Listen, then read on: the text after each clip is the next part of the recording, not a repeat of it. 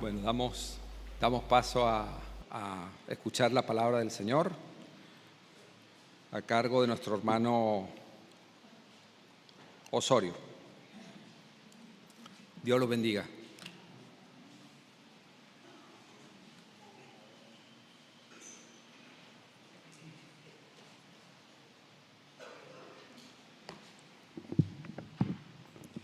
Muy bien, buen día hermanos, a los que no he podido saludar. Tengamos una palabra de oración. Nuestro Dios y Padre, en esta mañana te damos las gracias porque podemos nuevamente, Señor, disponernos a abrir tu palabra y te rogamos que tú nos hables por medio de la autoridad divina, tu palabra, a cada uno de nosotros con el mensaje que tú tienes preparado. Padre, sabemos que somos tus hijos y embajadores en este mundo.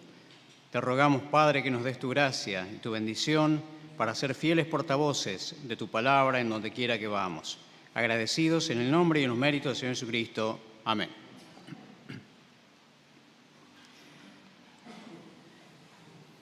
Muy bien, si alguien te preguntara cuál es el mayor éxito de tu vida, ¿cuál sería el mayor éxito de tu vida?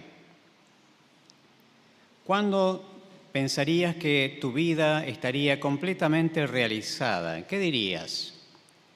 Probablemente algunos pensarían, bien, me gustaría tener una familia bien constituida. Otros dirían, yo me sentiría realmente pleno si pudiera tener mi familia, pero además mi casa propia, dejar de alquilar. Otro tal vez diría, sí, está muy bien tener mi casa, mi familia. Me gustaría tener un auto de alta gama. ¿Yo por qué no puedo tener un auto de alta gama? Otro diría, me gustaría recorrer el mundo, conocer el mundo. Ahí yo pienso que podría sentir que, listo, que cumplí, que me di el gusto. ¿Cuál sería el mayor éxito de tu vida? Pero por el contrario, si alguien preguntara cuál es el mayor fracaso que desearías evitar a toda costa, ¿cuál sería? ¿Qué sería aquello en lo que nunca quisieras incurrir? Aquel fracaso que te avergonzaría tanto que desearías y harías lo que sea por evitar. ¿Cuál sería? Bueno, leamos por favor, estamos en la consideración de los capítulos del libro de Génesis, por donde comienza la Biblia. Y nuestros hermanos han avanzado hasta el capítulo 18, así que hoy tenemos que continuar con el capítulo 19. Vamos a considerar la vida de un hombre que lamentablemente es conocido por su rotundo y estrepitoso fracaso. Estamos refiriéndonos a Lot. Vamos a leer Génesis capítulo 19. Vamos a iniciar a partir del versículo 1. Dice así la palabra de Dios. Llegaron pues los dos ángeles a Sodoma a la caída de la tarde, y Lot estaba sentado a la puerta de Sodoma. Y viéndolos Lot, se levantó a recibirlos y se inclinó al suelo. Y dijo, ahora, mis señores, os ruego que vengáis a casa de vuestro siervo y os hospedéis, y lavaréis vuestros pies, y por la mañana os levantaréis y seguiréis vuestro camino. Y ellos respondieron, no, que en la calle nos quedaremos esta noche. Mas él porfió con ellos mucho y fueron con él. Y entraron en su casa y les hizo banquete y coció panes sin levadura y comieron. Pero antes que se acostasen, rodearon la casa los hombres de la ciudad, los varones de Sodoma, todo el pueblo junto, desde el más joven hasta el más viejo, y llamaron a Lot y le dijeron, ¿dónde están los varones que vinieron a ti esta noche? Sácalos para que los conozcamos. Entonces Lot salió a ellos a la puerta y cerró la puerta tras sí y dijo, os ruego, hermanos míos, que no hagáis tal maldad. He aquí ahora yo tengo 2 hijas que no han conocido varón. Os las sacaré fuera y haced de ellas como bien os pareciere. Solamente que a estos varones no hagáis nada, pues que vinieron a la sombra de mi tejado. Y ellos respondieron, quita allá, y añadieron, vino este extraño para habitar entre nosotros, y habrá de erigirse en juez. Ahora te haremos más mal que a ellos. Y hacían gran violencia al varón, a Lot, y se acercaron para romper la puerta. Entonces los varones alargaron la mano y metieron a Lot en casa con ellos y cerraron la puerta. Y a los hombres que estaban a la puerta de la casa hirieron con ceguera desde el menor hasta el mayor, de manera que se fatigaban buscando la puerta. Y dijeron los varones a Lot, ¿tienes aquí alguno más? Yernos y tus hijos y tus hijas, y todo lo que tienes en la ciudad, sácalo de este lugar, porque vamos a destruir este lugar. Por cuanto el clamor contra ellos ha subido de punto delante de Jehová, por tanto Jehová nos ha enviado para destruirlo. Entonces salió Lot y habló a sus yernos, los que habían de tomar sus hijas, y les dijo, levantaos, salid de este lugar, porque Jehová va a destruir esta ciudad. Mas pareció a sus yernos como que se burlaba.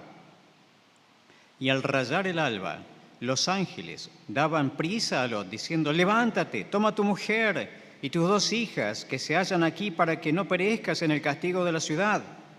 Y deteniéndose él, los varones asieron de su mano y de la mano de su mujer y de las manos de sus 2 hijas, según la misericordia de Jehová para con él, y lo sacaron y lo pusieron fuera de la ciudad. Pasemos al versículo 23. El sol salía sobre la tierra cuando Lot llegó a Zoar. Entonces Jehová hizo llover sobre Sodoma y sobre Gomorra azufre y fuego de parte de Jehová desde los cielos, y destruyó las ciudades y toda aquella llanura con todos los moradores de aquellas ciudades y el fruto de la tierra.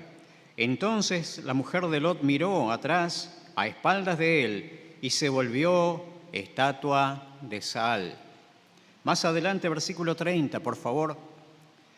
Pero Lot subió de Zoar y moró en el monte, y sus 2 hijas con él, porque tuvo miedo de quedarse en Zoar, y habitó en una cueva, él y sus 2 hijas. Entonces la mayor dijo a la menor, nuestro padre es viejo, y no queda varón en la tierra que entre a nosotras conforme a la costumbre de toda la tierra. Ven, demos a beber vino a nuestro padre, y durmamos con él, y conservaremos de nuestro padre descendencia. Por supuesto, pueden continuar leyendo este tremendo capítulo hasta el final en casa, lo cual sería muy recomendable. Por amor al tiempo, vamos a abreviar un poquito la lectura. Nuestro mensaje en esta mañana tiene que ver con el fracaso espiritual de Lot. ¿Por qué decimos fracaso? Con la ayuda del Señor vamos a tratar de considerar la historia de Lot en retrospectiva. Normalmente seguimos la historia de los hombres, la biografía de los próceres o de los seres históricos según la línea natural del tiempo, pero vamos a considerar en esta ocasión en viceversa, desde el final hacia el principio. ¿Por qué hablamos en primer lugar del fracaso de Lot? Dice la palabra de Dios en el Proverbio 22:1 que mejor que la plata y el oro es el buen nombre. ¿De qué te serviría tener todo el oro y toda la plata si todas las personas al escuchar tu nombre quisieran vomitar? ¿De qué te serviría tener riquezas, lujo y un buen pasar si las personas al escuchar tu nombre hablaran tremendas cosas de vos? Por eso dice la palabra de Dios, mejor que la plata y el oro es el buen nombre. Lot tristemente quedó en la galería de los menos afortunados, de los más desventurados. Lot era sobrino de Abraham. Recordemos, según los capítulos que hemos venido estudiando previamente, él transitó con Abraham. Llegó un momento en el que se separaron porque sus riquezas habían crecido de tal manera que tuvieron la necesidad de separarse. Así que, así como Abraham tuvo descendencia, Lot también tuvo descendencia. Y tal como acabamos de leer en este capítulo, Lamentablemente, de la relación incestuosa, es decir, de Lot con sus propias hijas, nacieron dos naciones, la nación moabita y la nación amonita. ¿Y qué nos dice la palabra de Dios? Que el fracaso de Lot se debe a una descendencia fracasada. ¿Qué pensarías vos si supieras que tu descendencia fracasará? ¿Qué pensarías si supieras que tus tataranietos y los nietos de tus tataranietos fracasarán irremisiblemente? ¡Qué terrible fracaso! ¿De qué te sirvió vivir esta vida aquí si supieras que tu nombre, tu apellido, sufrirá la más terrible vergüenza? Esta fue la suerte de Moab y de Amón, dos naciones que nacieron a partir de esta experiencia. ¿Por qué era una descendencia fracasada? Porque eran idólatras y porque eran paganos.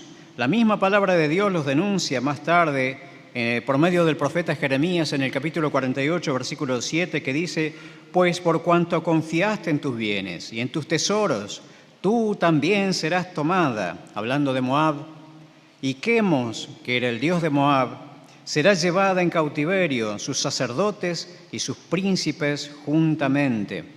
Era una nación pagana e idólatra, pero también una nación fracasada, una descendencia fracasada, porque, ¿qué te parece? Lucharon contra el pueblo de Dios. La descendencia de Lot fue antagonista y hostil con el pueblo de Dios. ¿Qué pensarías si supieras que tu descendencia serán enemigos de Dios? Serán enemigos del pueblo de Dios. Esto es lo que le pasó a Lot. En el libro de Deuteronomio, siglos después, Dios declara y dice así en el capítulo 23, versículo 3, hablándole a su pueblo Israel: «No entrará amonita ni moabita en la congregación de Jehová, ni hasta la 10ª generación de ellos.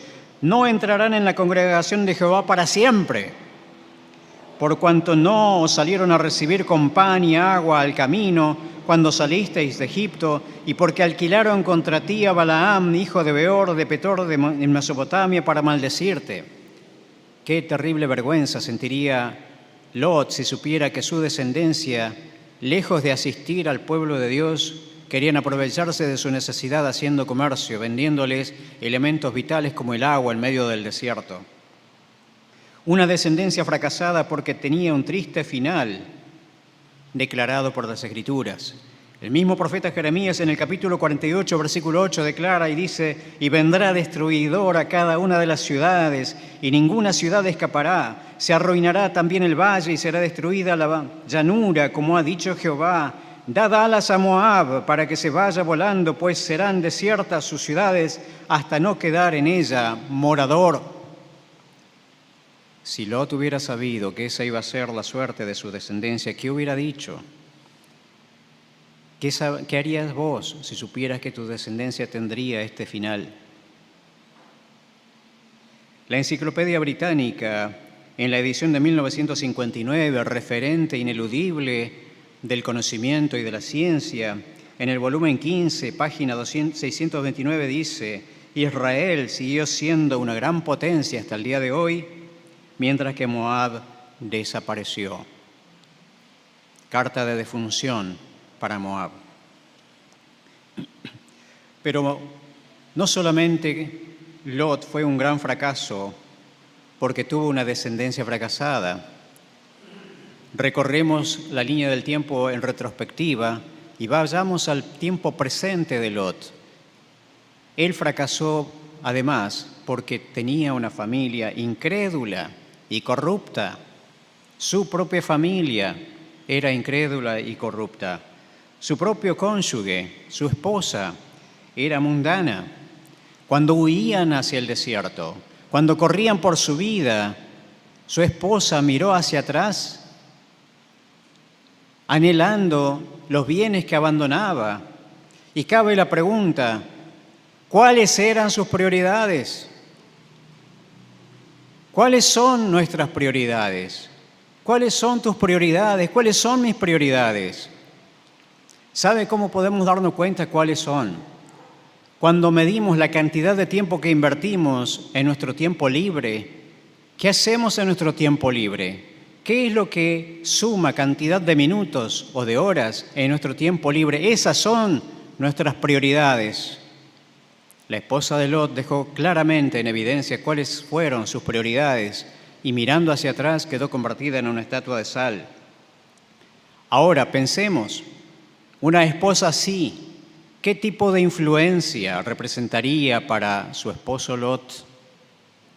¿Puede imaginarse? ¿Qué le diría ella a él si esas eran sus prioridades? Pero no solo su esposa, también sus hijos. Sus hijas eran moralmente insensibles, tenían como el sentido de la moralidad completamente cauterizada. Ya no les importaba ni el bien ni el mal. La perversión que ellas habían visto desde pequeñas, temprano en su vida en la ciudad de Sodoma, había logrado insensibilizarlas de tal forma que no podían distinguir si había corrupción en sus vidas. Ahora, crecer así, con tal sentido de insensibilidad moral y espiritual, deja como resto una vida destinada al fracaso. Cuidado, la exposición al mundo que hacemos de nuestra familia no es inofensiva. Cuando exponemos al mundo a nuestra propia familia, ciertamente dejará un resto erosivo, peligroso, aun cuando no nos podamos dar cuenta, silenciosa, pero seguramente el mundo socava las más profundas bases de la espiritualidad y de la moralidad. La influencia del mundo nunca es inofensiva. Cuando nosotros exponemos a nuestra familia, a nuestros hijos, al mundo, ellos llevarán la consecuencia y de esto Lot sabía bastante. Pero Lot fue un hombre fracasado además porque tenía un testimonio ineficaz. Era un testigo ineficaz en la sociedad. ¿Por qué? Porque él trató de dar la voz de alerta en medio de su ciudad, pero nadie le hizo caso. Cyrus Scofield, quien tiene la versión de la Biblia anotada por Scofield, dice en una nota marginal: los inconversos desprecian a un creyente mundano. Dice la palabra de Dios allí en el versículo 7 de este capítulo que hemos leído, y dijo: os ruego, hermanos míos, que no hagáis tal maldad. Él quería reprender a los vecinos que querían cometer este acto de inmoralidad con sus visitantes, pero le respondieron en el versículo 9: quita allá. Y dijeron: vino este extraño para habitar entre nosotros y habrá de erigirse en juez. Él había vivido por años en medio de ellos. De repente quería levantar una voz de alarma, de alerta, de juicio. Ya su testimonio estaba completamente arruinado. Pero además, su testimonio era ineficaz en su propia familia.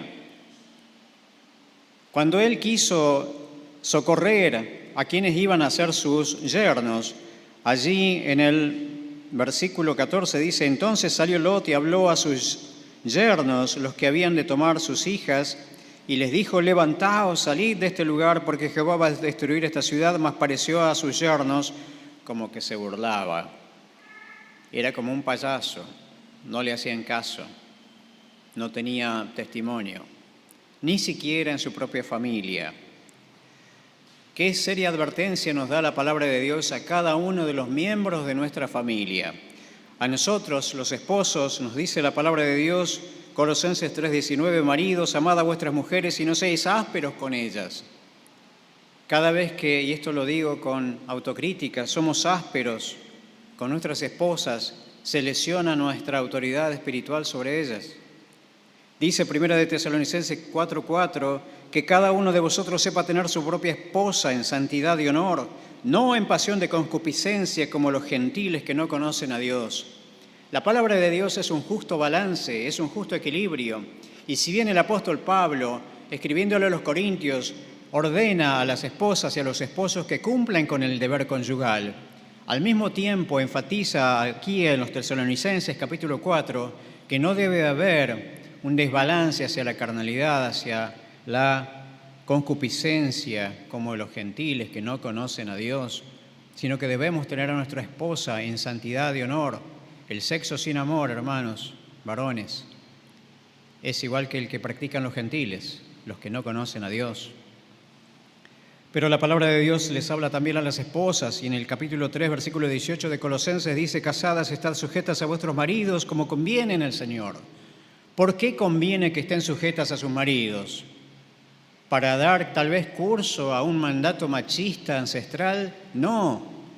El apóstol Pedro lo declarará después en su primera epístola, capítulo 3, versículo 1, diciendo: asimismo vosotras mujeres, estad sujetas a vuestros maridos, para que también los que no creen a la palabra sean ganados sin palabra por la conducta de sus esposas, considerando vuestra conducta casta y respetuosa. Porque la sujeción de la esposa es un testimonio elocuente de la vida de Cristo dentro de sí misma. Y si no se sujeta a su esposo, desdice su testimonio. La palabra de Dios también nos habla a nosotros los padres, a quienes tenemos la bendición, la dicha, la responsabilidad de tener a nuestros propios hijos. Y dice en Efesios capítulo 6, versículo 4, y vosotros padres, no provoquéis a ira a vuestros hijos, sino criadlos en disciplina y amonestación del Señor. Cuando nuestros propios hijos ven que profesamos una cosa en público, por ahí, por ejemplo, aquí en este lugar, en el ámbito de la iglesia, pero otra muy diferente en casa, eso los provoca ira, eso les provoca rebelión, eso les hace renegar de acercarse a la fe, porque ven una contradicción inherente, imposible de reconciliar en su mente, y entonces no tienen mayor escape que enojarse con aquella fe que trataríamos alguna vez de invitarlos a seguir. Pero la palabra de Dios también les habla a los hijos y les dice allí en mismo Colosenses capítulo 3 versículo 20: hijos, obedeced a vuestros padres en todo, porque esto agrada al Señor. Aquellos hijos que quieren ser testigos de la fe que han decidido seguir un día, aquellos hijos que alguna vez quisieran compartir esta fe con alguna persona que no conoce a Dios todavía, verán que su testimonio está debilitado si no prestan atención a esta palabra y son desobedientes a los padres. ¿Cómo predicarán obediencia si son desobedientes? Ahora, el fracaso de Lot no solo es porque tenía una descendencia fracasada, no solamente es porque tenía una familia incrédula, no solamente porque tenía un testimonio ineficaz, sino también porque tenía una carnalidad completamente instituida, enraizada, enquistada. Su carnalidad había hecho cuerpo en él y estaba completamente solidificada, soldada a su propia vida. ¿Por qué? Porque él se había resignado a la convivencia con el pecado. El apóstol Pedro en su segunda epístola, capítulo 2, versículo 8, va a decir: porque este justo que moraba entre ellos afligía cada día su alma justa, viendo y oyendo los hechos inicuos de ellos. Era creyente, sí, pero era creyente por propia elección en medio de pecadores. Una carnalidad enquistada también porque había cultivado de larga data apego al mundo, aún sabiendo que él corría un grave peligro junto a su familia, aún habiendo recibido embajadores en cuerpo presente de parte de Dios, 2 ángeles, en su propio techo, entendiendo que eran enviados de Dios con una seria y solemne advertencia de que su casa, sus bienes, sus vecinos, su barrio, toda la ciudad, toda la llanura iban a ser destruidas. Aún a pesar de ello, él titubeaba. Versículo 16 dice: y deteniéndose él, los varones tomaron de su mano. Versículo 15 dice: y al rayar el alba, los ángeles daban prisa a Lot. No se decidía, no quería irse. Nosotros hemos presenciado la exposición del capítulo 18 de Génesis, cuando Dios, visitando a su siervo Abraham, le declara como amigo de que iba a destruir las ciudades de Sodoma y Gomorra. Y Abraham, un hombre temeroso de Dios, se animó, se atrevió, amparado en la gracia de Dios, a hacer una oración intercesora por Sodoma y Gomorra. Y sin demasiadas pretensiones, sabiendo de que habrían cientos de miles de habitantes en aquellas ciudades, empezó por un número modesto de 50 personas y fue rogando, fue regateando, como quien podría decir, con Dios, con el mismo Dios, para evitar a toda costa el juicio que se cernía sobre Sodoma y Gomorra. Qué triste para Lot que su propio tío estuviera intercediendo por él. Ni siquiera 10 personas, apenas 4 personas fueron rescatadas por Dios, y esas 4 personas, incluido Lot, no querían irse de la ciudad. Así que era un fracaso rotundo de Lot, porque tenía un largo apego al mundo, un cultivado apego al mundo. Ahora, tanto Lot como su familia eran objeto del rescate portentoso de Dios. Dios mismo había visitado a Lot en la persona de estos 2 ángeles para rescatarlos, pero ¿por qué había que rescatarlos? No es solamente que iba a acontecer un gran mal, sino que el lugar en el que iba a acontecer y las razones por las que iban a acontecer llenan el marco de situación que vale la pena analizar. Así que en segundo lugar tenemos el juicio divino sobre Sodoma y Gomorra. Queridos hermanos, el pecado es sufrimiento. El pecado siempre es sufrimiento. El pecado produce sufrimiento y clamor. Sufrimiento para la propia persona, porque es placer en el instante de cometer el pecado, pero es amargura del alma después. El pecado es sufrimiento porque es sufrimiento para los demás, aquellos que son víctimas de mi pecado. Una persona puede cometer pecado, pero siempre habrá alguien que es víctima de mi pecado. Y entonces es sufrimiento y clamor. ¿Por qué clamor? Porque es el llanto de las víctimas, aquellos que lloran por causa de mi pecado. ¿Te has puesto a pensar alguna vez que por causa de tu pecado otro ha derramado lágrimas? Tal vez nunca te enteraste. Y Dios es testigo de estas cosas y por eso desató un juicio sobre esta ciudad terrible. En estos días se enfatiza, se publica, se macera una y otra vez, se ensalza el narcisismo y el hedonismo. El narcisismo, es decir, el amor egolátrico por sí mismo, por la propia persona. El individualismo llevado a ultranza, en el que nadie más importa sino solo yo. El egoísmo que desestima aún a su propia familia. El egoísmo que no contempla cómo repercutirán mis acciones, mis palabras en quien tengo al lado. Cómo repercutirán mis acciones, mis palabras en mis hermanos en la iglesia. Cómo repercutirán mis palabras, mis acciones en la sociedad. Pero también el hedonismo, es decir, la búsqueda del placer más que del deber. Y el hedonismo es llevado también a niveles irracionales en las que se desatan conductas y comportamientos que aún lesionan a la propia persona con tal de obtener el mínimo de placer. Prueba de ello son las adicciones. El juicio de Dios sobre Sodoma y Gomorra fue por el pecado que había en ellas. No estamos hablando simplemente de pecado, como todo el mundo tiene pecado. Un determinado pecado se practicaba en las ciudades de Sodoma y Gomorra y alrededor. La verdad de lo que está bien o está mal no emerge de la sociedad. La sociedad no puede nunca establecer qué está bien o qué está mal porque la sociedad es cambiante. Hace 100 años atrás, uno era el concepto del bien y del mal, una era la moralidad. 100 años después es otra. Y quién sabe cuál será 100 años después de hoy.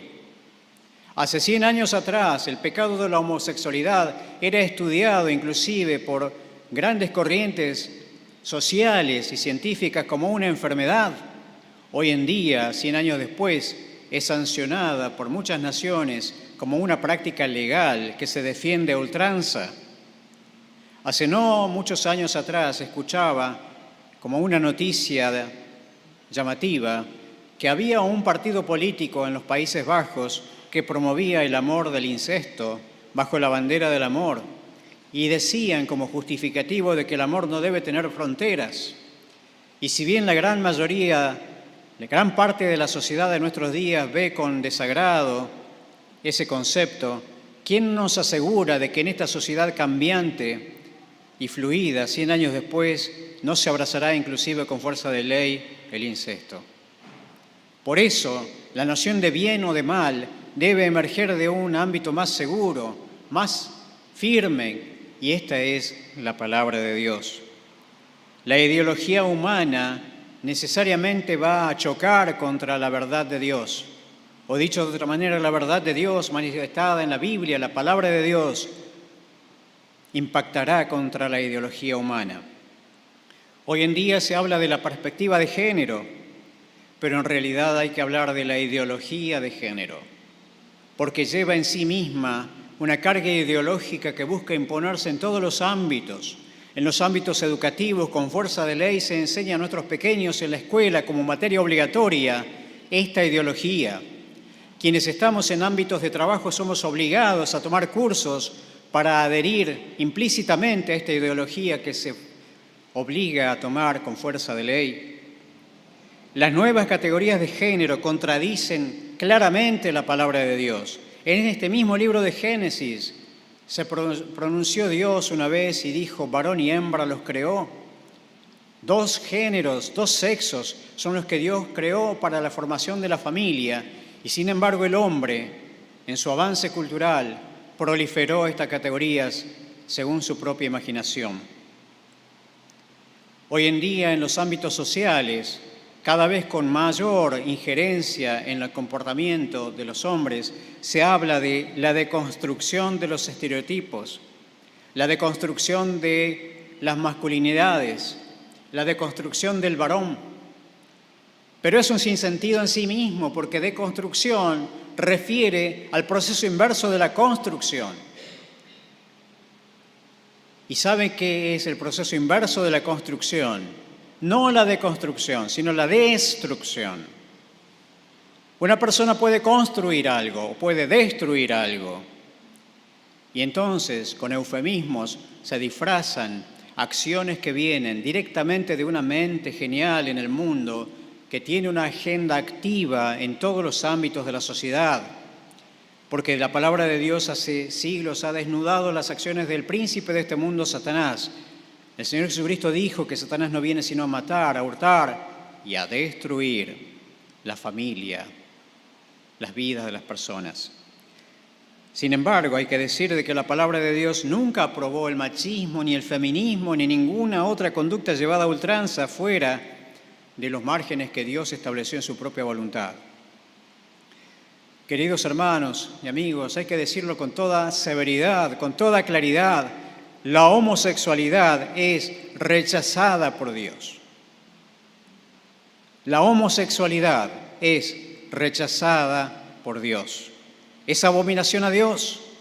El libro de Levítico, el tercer libro de la Biblia, dice capítulo 18, versículo 22, no te echarás con varón como con mujer. Es abominación. ¿Sabe qué significa abominación? Abominación significa una cosa demasiado odiosa, una cosa demasiado asquerosa, una cosa demasiado rechazada o rechazable. Por extremo, es abominación. La palabra de Dios declara que la homosexualidad es extravío y trae consecuencias. El apóstol Pablo, en una locución magistral en el capítulo 1 de la Epístola a los Romanos, haciendo una acusación universal a todos los hombres, dice en el versículo 26, por esto Dios los entregó a pasiones vergonzosas, pues aún sus mujeres cambiaron el uso natural por el que es contra naturaleza. Y de igual modo también los hombres, dejando el uso natural de la mujer, se encendieron en su lascivia unos con otros, cometiendo hechos vergonzosos, hombres con hombres, y recibiendo en sí mismos la retribución debida a su extravío. Una conducta que trae consecuencias, extravío que trae consecuencias. La homosexualidad es causa de rechazo para entrar al reino de Dios. El mismo apóstol Pablo, escribiendo a los Corintios capítulo 6, versículo 9, dice, ¿no sabéis que los injustos no heredarán el reino de Dios? No erréis, ni los fornicarios, ni los idólatras, ni los adúlteros, ni los afeminados, ni los que se echan con varones, ni los ladrones, ni los avaros, ni los borrachos, ni los maldicientes, ni los estafadores heredarán el reino de Dios. Categóricamente dictaminado por la palabra de Dios. Dios no es indiferente al pecado. A veces pareciera que Dios guarda silencio, pero Él no es indiferente al pecado. El juicio de Sodoma y Gomorra evidencia elocuentemente lo que Dios piensa sobre la homosexualidad. No se trata de lo que uno piensa o de lo que la sociedad piensa, sino de lo que Dios piensa. Hay una agenda acaloradamente activa en los distintos ámbitos de las naciones en el concierto mundial, que baja a nuestra sociedad y nos toca puntual y concretamente a cada uno de nosotros con fuerza de ley. El juicio sobre Sodoma y Gomorra fue para ejemplo. Es el método que Dios eligió para establecer su posición a lo largo de la historia. Cada vez que Dios tenía que intervenir por algo y declarar su posición con respecto a algo, Él emitía un juicio ejemplificador. Cuando el pecado cundió la tierra, Dios lanzó el juicio sobre esta tierra por medio de un diluvio para que el hombre entendiera la gravedad del pecado y sin embargo el hombre volvió a reincidir. En el Nuevo Testamento podemos encontrar cómo los hombres trataron de mentir al Espíritu Santo por medio de las ofrendas y Dios intervino severamente con un juicio ejemplificador sobre Ananías y Zafira. Por medio de Sodoma y Gomorra, Dios quiere establecer con toda claridad, sin ninguna duda, a cada uno de los hombres que la homosexualidad es un pecado grave. La palabra de Dios declara, por medio del apóstol Pedro en la segunda epístola, capítulo 2, versículo 6, y dice, y si condenó por destrucción a las ciudades de Sodoma y Gomorra, reduciéndolas a ceniza y poniéndolas de ejemplo a los que habían de vivir impíamente. Judas, versículo 7, dice, como Sodoma y Gomorra y las ciudades vecinas, las cuales de la misma manera que aquellas habiendo fornicado e ido en pos de vicios contra naturaleza, fueron puestas por ejemplo, sufriendo el castigo del fuego eterno. Tenemos que saber que de la misma manera que el juicio vino sobre Sodoma y Gomorra, un día vendrá también el juicio de Dios sobre esta tierra. Así lo declara la palabra de Dios. La venida del Señor Jesucristo será tan imprevista como vino el juicio sobre Sodoma y Gomorra. El mismo Señor Jesucristo declara en el capítulo 17 del Evangelio de Lucas, versículo 28, diciendo, asimismo, como sucedió en los días de Lot, comían, bebían, compraban, vendían, plantaban, edificaban, mas el día en que Lot salió de Sodoma, llovió del cielo fuego y azufre y los destruyó a todos. Así será el día en que el Hijo del Hombre se manifieste. Es decir, un día como cualquiera, un día en el que la gente cumplirá su rutina diaria. Dios lanzará su juicio de manera segura y certera sobre una tierra llena de maldad. Sigamos en nuestro camino lineal en retrospectiva. Y evidentemente Lot fue rescatado de un juicio tremendo, pero él venía de una posición exitosa. Así que en tercer lugar tenemos los éxitos de Lot. Lot tenía éxitos para exhibir. ¿Cuáles eran sus éxitos? Bueno, Como empezamos a leer allí en el capítulo 19, pero el versículo 1 dice que los dos ángeles llegaron a la ciudad de Sodoma y él estaba en una situación particular. Él estaba ubicado en un lugar específico. Dice que él estaba en la puerta.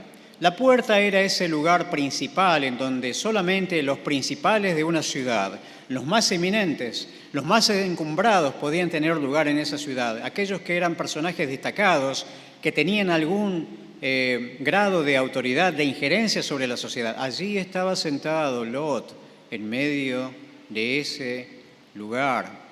Allí lo encontraron los ángeles cuando llegaron a Sodoma. Si vinieran ángeles a nuestra vida, ¿cómo nos encontrarían?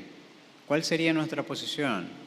Si de repente ángeles se aparecieran a mi lado, ¿cuál sería la actitud, la situación en la que yo estaría, en la que vos estarías? Esto le pasó a Lot.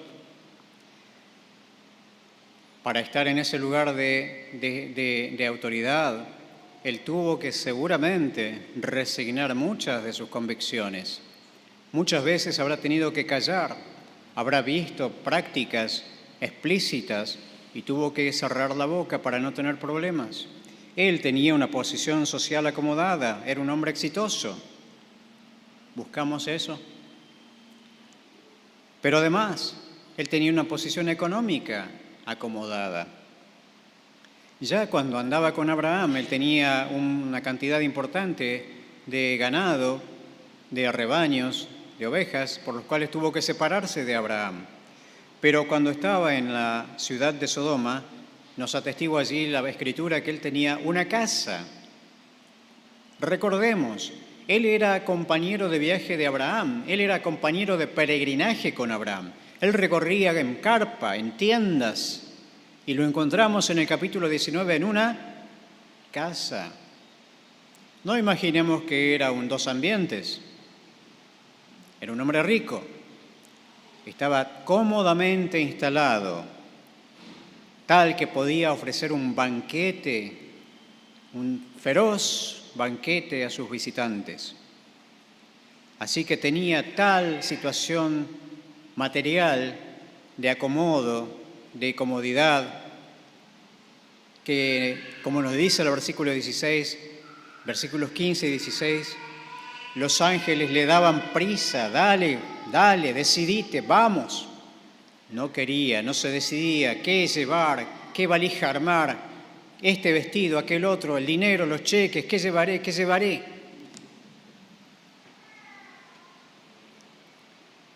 Era un hombre que podía exhibir ante la sociedad una familia bien constituida, una familia tipo, entre comillas, y bien constituida aparentemente, porque tenía sí una esposa y dos hijas, pero ¿cuál era el tenor de esa esposa y de esas hijas?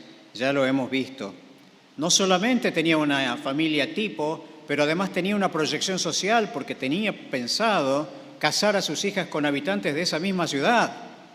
Así que Lot estaba cómodamente establecido en Sodoma. Pero además, su vida de éxito se coronaba con una situación espiritual estable.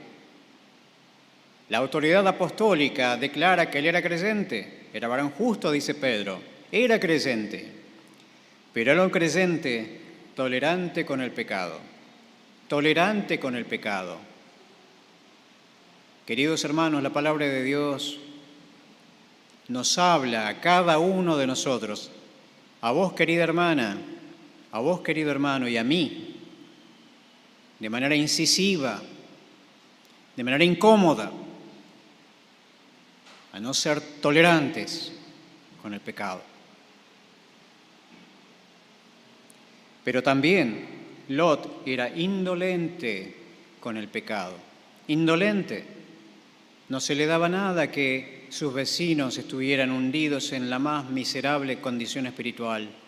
No se le daba nada que estuvieran ellos destinados a una vida perdida y fracasada. No se le daba nada, no se le movía un ápice.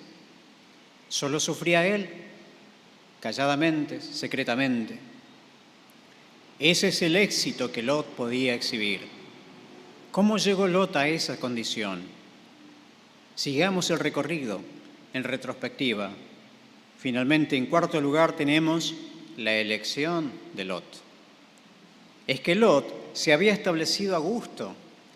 Él estaba cómodamente establecido en el mundo. Claro, se había comprado una casa.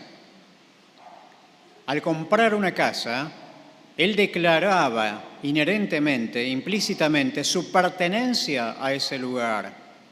Poca gente compra una casa para vivir en otra ciudad. Generalmente cuando uno compra una casa es para vivir en ese lugar, para declarar pertenencia a ese lugar, para decir yo soy del barrio de Villa Urquiza o del barrio, bueno, cada uno puede poner ahí el barrio donde vive, ¿no? Pero además se había amoldado espiritualmente en su acomodamiento a ese mundo. Tuvo que amoldarse espiritualmente. O sea que hizo el camino inverso de lo que indica la palabra de Dios.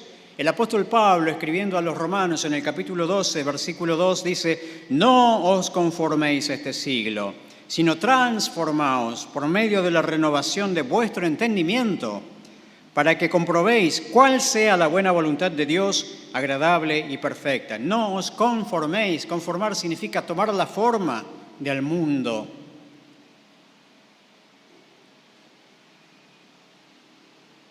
Es incómodo a veces para algunos creyentes llevar la Biblia bajo el brazo, porque nadie lleva Biblia bajo el brazo.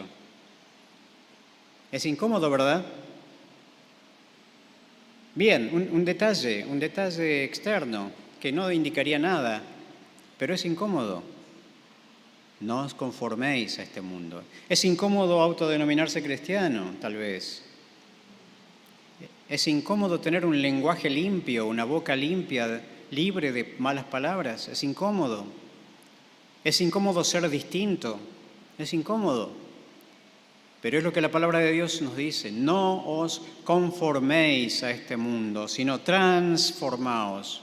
Cambiar de forma, de acuerdo a lo que la palabra de Dios nos indica.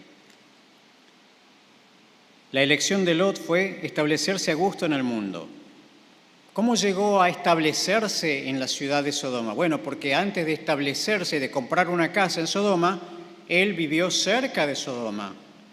Ya estaba cerca, ya tenía sus tiendas cerca de Sodoma antes de comprar una casa. ¿Por qué tenía sus tiendas cerca de Sodoma? Bueno, porque los pastos eran lindos, porque había tráfico de comercio, en fin, porque simpatizó con la ciudad. Sí, es verdad, había cositas raras que no le gustaba, pero también...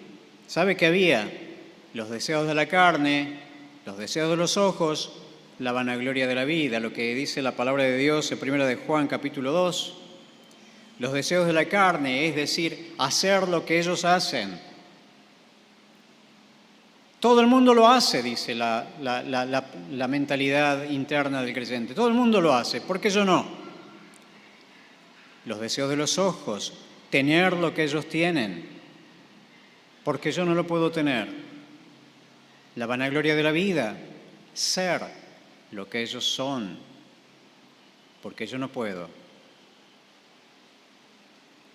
Dice la palabra de Dios en 1 de Juan, capítulo 2, versículo 16, porque todo lo que hay en el mundo, los deseos de la carne, los deseos de los ojos y la vanagloria de la vida, no proviene del Padre, sino del mundo.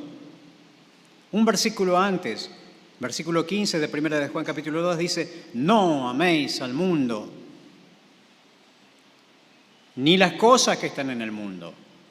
Si alguno ama al mundo, el amor del Padre no está en él. ¿Y cómo llegó a ese lugar Lot? ¿Cómo llegó a vivir cerca de Sodoma? Sigamos en la línea de tiempo hacia atrás. Y bien, vamos a tener que ir unos capítulos antes. Capítulo 13, por favor, si son tan amables. Y busquemos allí el versículo 10. Hemos pasado en su momento por aquí, pero ahora es necesario volver. Capítulo 13, versículo 10 de Génesis dice, y alzó Lot sus ojos y vio toda la llanura del Jordán, que toda ella era de riego como el huerto de Jehová, como la tierra de Egipto en la dirección de Zoar, antes que destruyese Jehová a Sodoma y a Gomorra. Entonces Lot escogió para sí toda la llanura del Jordán y se fue Lot hacia el oriente y se apartaron el uno del otro. El rotundo y estrepitoso fracaso espiritual de Lot, que hemos visto en retrospectiva, comenzó aquí. ¿Cómo comenzó? Y alzó Lot sus ojos.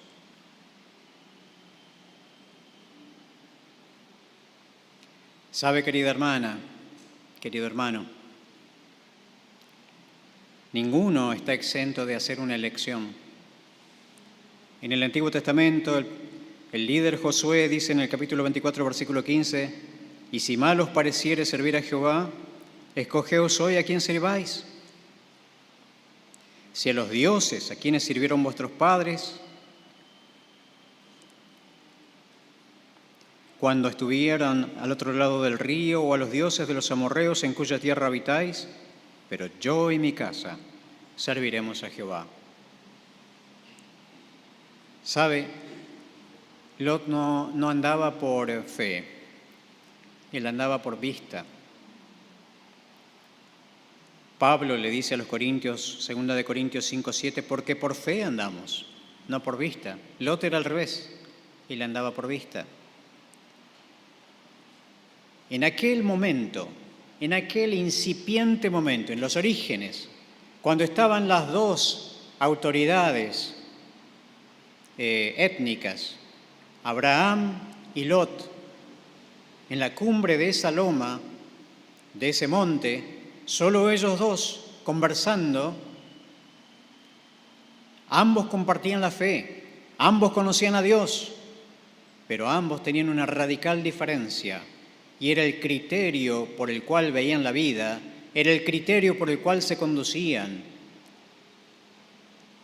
Ya hemos visto que Lot se guiaba por aquello que veía, pero Abraham, dice Hebreos 11:9, por la fe habitó como extranjero en la tierra prometida como en tierra ajena, morando en tiendas con Isaac y Jacob, coherederos de la misma promesa, porque esperaba la ciudad que tiene fundamentos, cuyo arquitecto y constructor es Dios. La mirada de Abraham era la mirada de un peregrino, en cambio la de Lot, la de un ciudadano de este mundo. Sabe que el más rotundo y estrepitoso fracaso de tu vida puede comenzar tan solo con una mirada. ¿Hacia dónde miras? El Señor Jesucristo dice en Lucas capítulo 17, versículo 33, todo el que procure salvar su vida, la perderá. Y todo el que la pierda, la salvará. Si hubiera en esta mañana alguien que todavía no ha tenido la experiencia de salvación, esta es una oportunidad que Dios te da para que puedas elegir por Dios. Tal vez has simpatizado a lo largo de los años con las iglesias, tal vez te gusta escuchar lo que se predica, tal vez te gusta escuchar lo que se ve por televisión, tal vez piensas que es una buena vida, tal vez sea una buena opción, tal vez has ido a las iglesias de tanto en tanto. Tal vez no eres antagonista a las cuestiones de la fe, pero eso no es suficiente.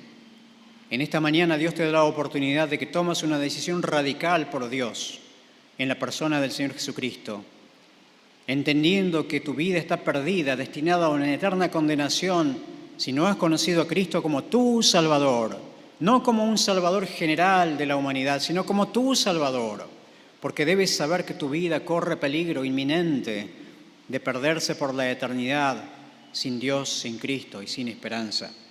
En el Antiguo Testamento declara Dios en Deuteronomio 30:19, a los cielos y a la tierra llamo por testigos hoy contra vosotros, que os he puesto delante la vida y la muerte, la bendición y la maldición. Escoge pues la vida para que vivas tú y tu descendencia.